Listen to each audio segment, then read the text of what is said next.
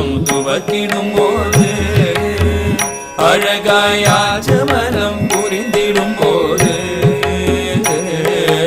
அதிகாலை ஒரு மணி நேர ஜபத்தில் ஆழ்தழகாய் அமர்ந்திடும்